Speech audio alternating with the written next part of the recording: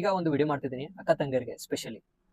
ಯಾಕಂದ್ರೆ ಕೆಲವೊಂದು ಟೈಮ್ ಏನಾಗುತ್ತೆ ಅಂದ್ರೆ ಫೋಟೋ ಮತ್ತೆ ಬಯೋಡೇಟಾ ಹುಡುಗ ನೋಡಕ್ಕೆ ನಿಮ್ಗೆ ಮೊಬೈಲ್ ಒಳಗೆ ಕಳಿಸ್ತಾರೆ. ಇಲ್ಲಕಂದ್ರೆ ನಿಮ್ದು ಯಾರ್ದಾದ್ರು ಮೊಬೈಲ್ದಾಗ ಸೆಂಡ್ ಮಾಡ್ತಾರೆ. ಅವಾಗ ಏನಾಗ್ತದೆ ಅಂದ್ರೆ ನೀವು ಹುಡುಗನ ನೀವು ಚಾಯ್ಸ್ ಮಾಡ್ತೀರಿ, ಅವರ ಹುಡುಗಿನ ಚಾಯ್ಸ್ ಮಾಡ್ತಾರೆ, ನೋಡಕ್ಕೂ ಬರ್ತಾರ, ಆಮೇಲೆ ಇಲ್ಲ ಅಂತಾರ.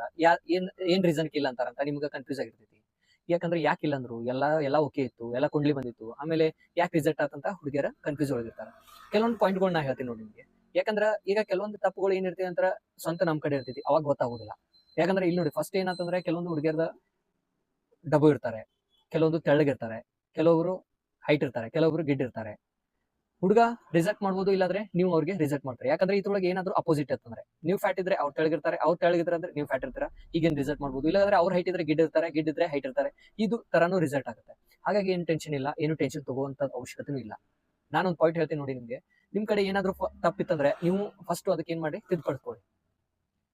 ಸಿಂಪಲ್ ಆಗಿ ನೀವು ಏನಾದ್ರು ಸ್ವಲ್ಪ ಫ್ಯಾಟ್ ಇದ್ರಂದ್ರೆ ಎಕ್ಸರ್ಸೈಸ್ ಮಾಡ್ರಿ, ಮತ್ತೊಂದ್ ಸ್ವಲ್ಪ ಜಿಮ್ ಹೋಗ್ರಿ, ಇಲ್ಲಾಂದ್ರೆ ಎಕ್ಸರ್ಸೈಸ್ ಮಾಡ್ರಿ, ವಾಕಿಂಗ್ ಮಾಡ್ರಿ, ಡೈಟ್ ಮಾಡ್ರಿ, ಬರೋಬ್ಬರ್ ಲೆವೆಲ್ ಆಗುತ್ತೆ.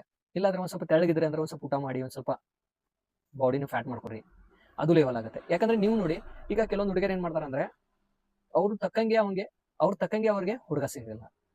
ಹಾಗಾಗಿ 1 ತಿಂಗಳ, 1 ವರ್ಷ, 2 ವರ್ಷ ಹಿಂಗ ಟೈಮ್ ಹಾಕೋತ ಹೋಗುತ್ತೆ. ನೀವೇನ್ ಮಾಡಂದ್ರೆ ನೀವು ಇದು ಮೇಂಟೈನ್ ಮಾಡ್ತಾರೆ, ನಿಮ್ಗೆ ಆಟೋಮೆಟಿಕ್ ಆಗಿ ಕವರ್ ಆಗುತ್ತೆ. ವಿಡಿಯೋ ಮಾಡಿದೀನಿ. ನೀವೇನಾದ್ರೂ ವಿಡಿಯೋ ಒಳಗೆ ನೋಡ್ತಿದ್ರೆ ಅಂದ್ರೆ ಸಬ್ಸ್ಕ್ರೈಬ್ ಮತ್ತೆ ಶೇರ್ ಮಾಡ್ರಿ.